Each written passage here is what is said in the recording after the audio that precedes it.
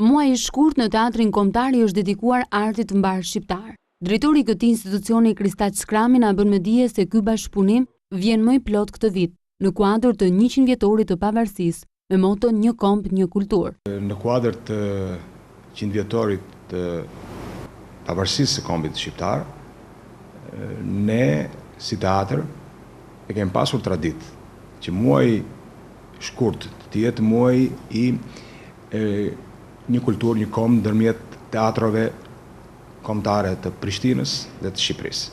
Por duke patur parasysh këtë ngjarje të madhe të kombit shqiptar, menduam që ky vit të ketë një hapësirë më të gjerë, që do të thotë nuk do të jetë vetëm teatri kombëtar i Prishtinës, por do jenë edhe teatro të tjerë nga Kosova dhe nga Maqedonia këtë vit.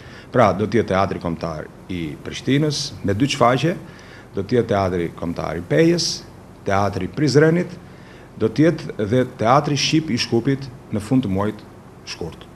Skrami thot se për publikun kryeqytetas do të shfaqen 6 pjesë të realizuara nga trupat profesioniste mbar shqiptare.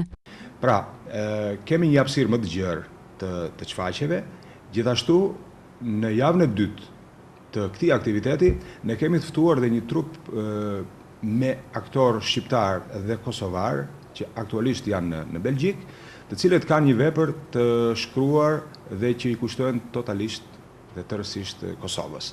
Shkëmbimet ndërmjet teatrove tanë kanë filluar që të jenë shumë më intensive.